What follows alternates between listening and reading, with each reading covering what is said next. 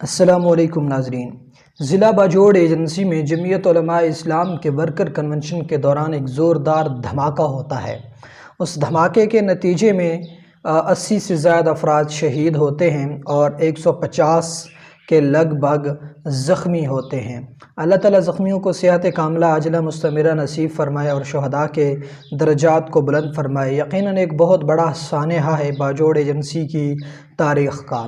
سیاہ ترین دن گزرا ہے باجوڑ کی ایجنسی کا کہ جہاں پر 80 سے زائد شہداء ایک ساتھ اٹھائے گئے، اور وہ بھی ایک جمعیت علماء اسلام، ایک سیاسی و مذہبی جماعت کے ورکر کنونشن کے دوران اتنا بڑا دھماکہ ہوتا ہے۔ آخر یہ سیکورٹی کے اتنے ناقص انتظامات کیوں کیے گئے تھے، اور اس دھماکے کی خبر ہماری ISI کو کیوں نہ ہوئی تھی، اور اس دھماکے سے پہلے سیکورٹی انتظامات کو اتنا مضبوط کیوں نہ بنایا گیا تھا، انتظامیہ کی طرف سے فول پروف سیکورٹی کیوں نہ دی گئی تھی کہ جہاں پر اتنا بڑا نقصان انہیں اٹھانا پڑا۔ یقیناً ایک بہت بڑا سانحہ ہے۔ شہادت ہر کسی کی خواہش ہے، لیکن بچھڑنے کا غم اور یہ دکھ ایک فطرتی دکھ ہے، اور یہ ایک بہت بڑا سانحہ ہے ان لوگوں کے لیے جن کے خاندان میں سے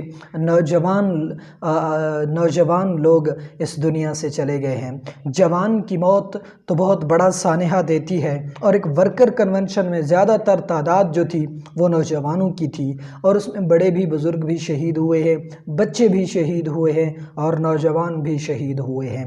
خیر، اس کی بھرپور مذمت کی جاتی ہے سیاسی اور مذہبی دیگر دوسری جماعتوں کی طرف سے بھی، عمران خان صاحب کی طرف سے، اور جماعت اسلامی کی سینیٹر مشتاق احمد خان صاحب کی طرف سے، اور اسی طرح دیگر سیاسی اور مذہبی جماعتوں کی طرف سے اس دھماکے کی پرزور الفاظ میں مذمت کی گئی ہے، اور یہ مطالبہ بھی کیا گیا ہے کہ اس دھماکے کے شفاف تحقیقات کرائی جائے اور پتہ چلایا جائے کہ اس کا ماسٹر مائنڈ کون ہے، اور اس کے پیچھے کون لوگ ہیں جو چاہتے ہیں کہ پاکستان کا امن خراب ہو۔